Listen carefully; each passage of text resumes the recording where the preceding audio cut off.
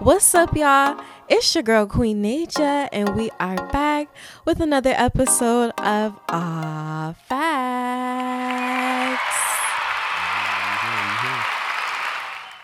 This episode is it is my last episode in Miami. It's my last interview, somewhat of an interview. I had to be joined by one of my favorite people. He was actually in my first episode. If you guys haven't checked that out, Life After College. It was just all of my college friends. We've been locked in for a minute, and I'm super proud of him. So proud of how far he has come, his progress, Supreme Creations LLC. And he's just one of the people I can say has been a good friend to me here in Miami. He's a very talented videographer, photographer, editor, you name it. He got it all. He could do it all. Okay, so I just want to introduce my friend, Roy. Yo. Welcome back to the show. We had to do it. one show with just me and you because I know that you've been asking for a while. So I had to check back in with you before I leave. Yeah, I feel special. You got me feeling special after that introduction, and then being like the first guest and the last guest. That's big. No, that's pretty lit, right? Yeah, that is lit. It's a lot of pressure on me right No. now. It's a lot of pressure now. No. How have you been though? We literally was just talking. I was telling him how I haven't seen him since October. Yeah, October. And it's been a minute. Yeah, it's been a minute. Shoot, man, I've been good. I just been working on myself, building, growing the company. Just networking, trying to travel more. Been doing a lot of traveling this year. Got a lot of trips coming up. I've been good, really just taking it in. Just taking a moment to look back every now and then, just see how far I come, and then just appreciate the growth really, and then just continuing to keep going. So, yeah.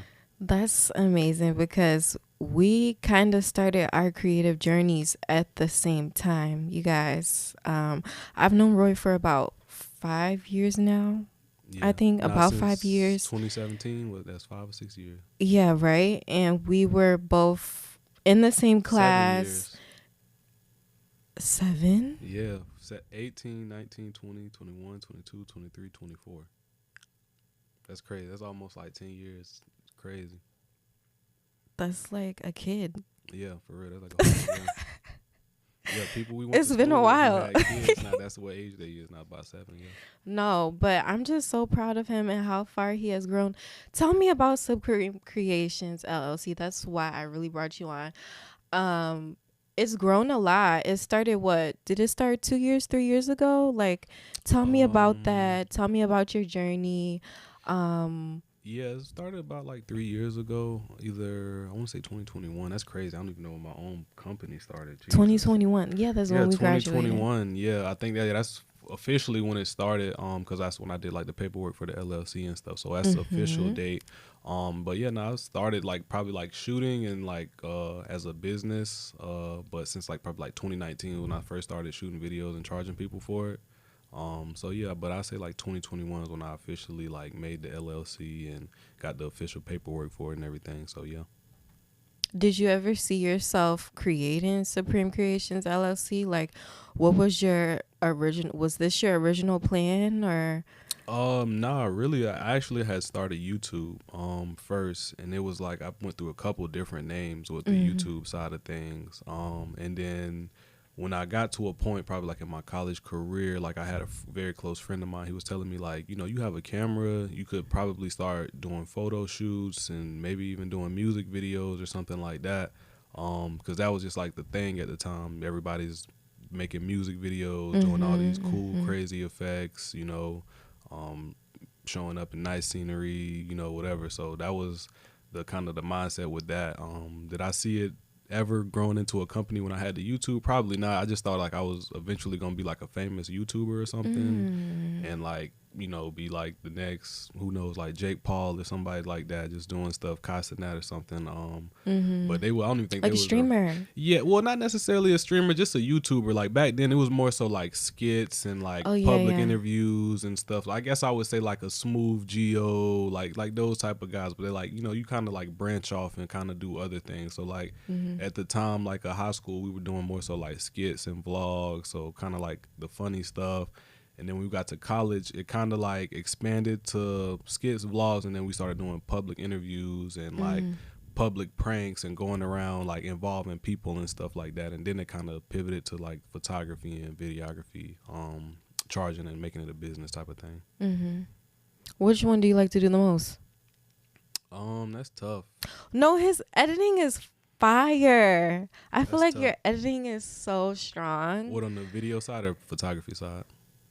Or both? Video. Video, yeah. I've definitely gotten better.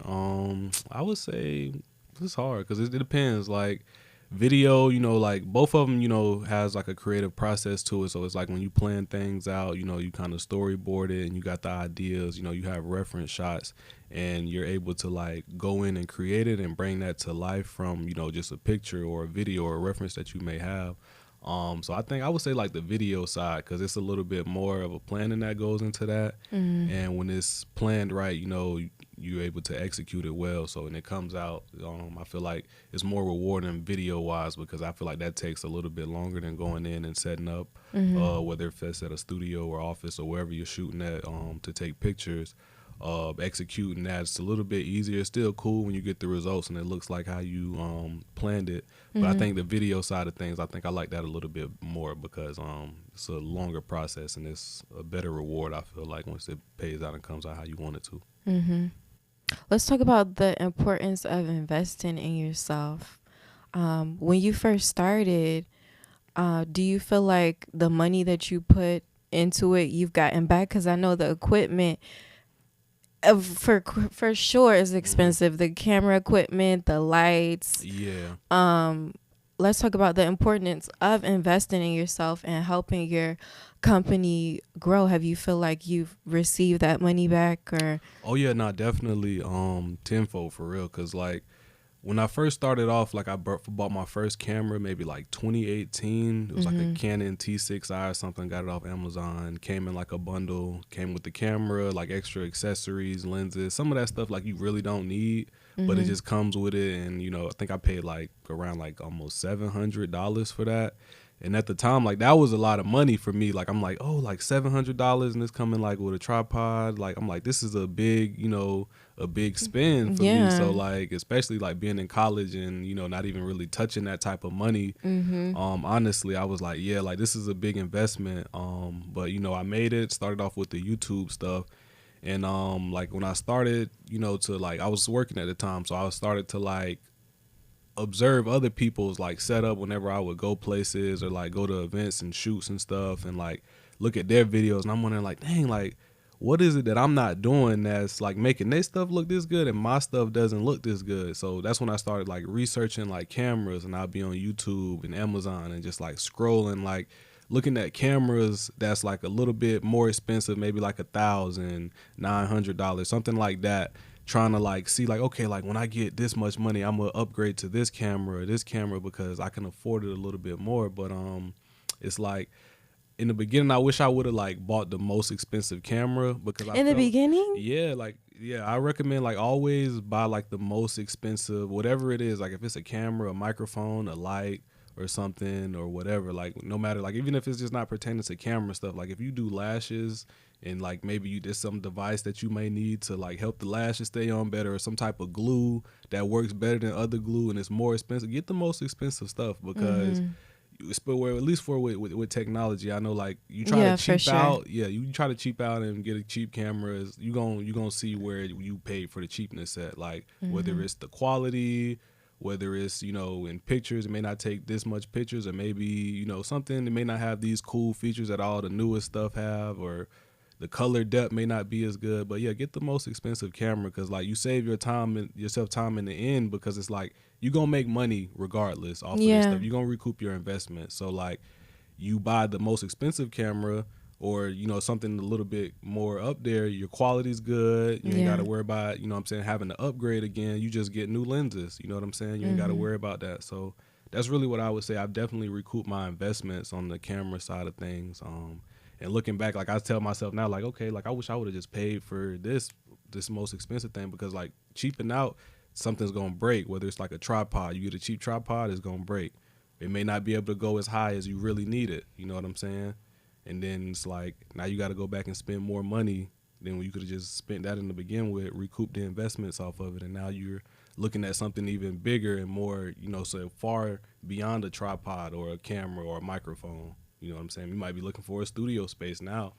You might be looking for to rent out a car or rent out a bigger camera, something like that. So Mhm. that's how I see it. Investing in yourself is very important because, as Roy said, especially with social media today, camera quality in general, when it comes to photos, videos, even with this whole podcasting thing, I wanted to do just audio. I didn't even really want to show my face because I was just so familiar with radio. And then that was my whole thing. But you have to have video and audio with Yeah, podcasting. yeah, You have to. And just with him and his camera, the quality, if you're shooting these type of videos, your quality has to be up here, especially yeah, with social media today. It's like getting crazy. Like, I yeah. think I'm overstimulated with social media. How much I have to be on it, just hmm it's a Yeah, I lot. try. Yeah, I try to like cut back on it. I try to only really be on there just to like cause I be dropping a lot of reels now. So like I just Yeah, kind of but get on there to scroll through, find like the trending audio, and then I try to get off. Like after I make my post, I schedule it and everything, and then I just try to get off of there and stay off, cause like it's a lot. It's a lot all day, like consistently. It's a lot. okay, I'm actually one last question. Because we don't have enough time, guys. So if this episode feels rushed, forgive me. I'm giving y'all this last episode because that's what y'all wanted. I did ask y'all on Instagram if I should drop an episode. So yeah, I'm doing the best that I can. But my last question. hmm So in reference to your prices, hmm right? How do you feel about lowering your prices? Like if a friend was to come to you and ask you to lower your prices, like how do you feel about that? I just depend on what it is. It depends on what it is. Like if it's the project, like if it's a project that I've never done before, and it's something that I would consider like high value or in high demand at the moment, or just lucrative at the time, then I may like lower the price, because it's a way that I could use that moment to create content to maybe market or advertise, or even like whatever comes out of it, whether it's like a video or a photo shoot or something. I just use those pictures to advertise and market and promote. Mm-hmm. Like for example, like I just had a friend who just had a wedding. Like I didn't charge him the ridiculous price that I could have charged, because Mm-hmm. like that's an avenue that I'm still trying to tap into and get into. So I want to like produce more work in that field. So to get my work out there, I know it's good. I know I could have charged him what I wanted to, but like I said, like that's a friend. That's Mm-hmm. another opportunity to put that on your portfolio. So if it comes to like something that's like you could put this on your portfolio as something different than what you normally do, then yeah, I would say you could slide a discount or something like that. Or Mm-hmm. even sometimes just do a free shoot. Like I've done a bunch of free shoots, just to kind of like keep my Mm-hmm. portfolio growing, try different things, see what kind of outcomes I get from it. Yeah, I say like it's not a problem with throwing a discount. It's just like if it's something that you consistently doing, it's not gonna go anywhere. It's just like, oh hey, like come to me and my friend, we just having like a game night and we want you to come and take pictures, or what I'm Mm-hmm. saying, like no, I'm cool off that, because like that's not Not something a that's like, game night. yeah, like we having a game night, come and record or take pictures, or like hey, we like my son's second birthday, like you can come. It's Not like the same. nah, not really, but like if it's something like okay, like oh, I'm having a wedding, or Yeah, like yeah, yeah. hey, could you like travel with me to such Mm-hmm. and such, I'll cover your flight, da da da da, but like I'll throw you some money, you know what I'm saying, or like you could stay with me in when I go to Colorado or something like that, and then I'll pay for your food and everything. And then like certain things you have to be able to like work around certain things, and like see what you can kind of like give and take with that. So it's like if you're not benefiting anything from it at all, like if it's like oh, the most you're gonna have is just like some pictures, and it's like, okay, cool, you've already done 1,000 of baby showers or whatever. So it's like giving a discount on the baby shower, that's not really finna help you. You know what I'm saying? You get to help get your friend pictures, but that's not really gonna help you. You know what I'm saying? As far as that goes. So that's really how I feel about that one. Just wanted to know your perspective on it, because I did see some post on social media, and it was like, you know, how basically the person, they were mad because the friend shouldn't, if the friend is not paying the full price, then that basically is saying that they don't support you in your business. And I think so it's just something to think about. I think with that, is just like comes to having like boundaries and remembering at the end of the day, like, you know, like you may become cool with this person. Like it's people who I've met through this who like we've become best friends, but you know, like at the end of the day, you still have to remember like this is a business, and it's like if you want me to do this thing, and it's like, you know, it's something that's not really gonna benefit me in the long run, you know, we still have to pay, or we have to come up with some type of like monetary system to where it's like we both like nobody's feeling like they're taken advantage of or something like that. Right. So it's like, you know, we could do this project, and then like in return, maybe instead of you paying me, maybe we I don't know, we go on a trip or something, or maybe you look out for me another way, whatever it is, service for service, business for business exchange, something like that. So like if you do hair or something,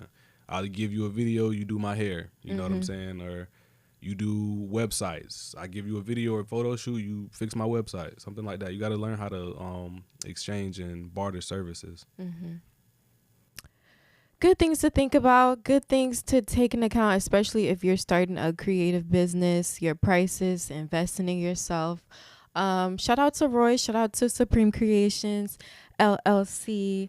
And I have 2 minutes left, so I'm just about to tell y'all I am leaving Miami tomorrow. Today is my last day, technically. I had a great time.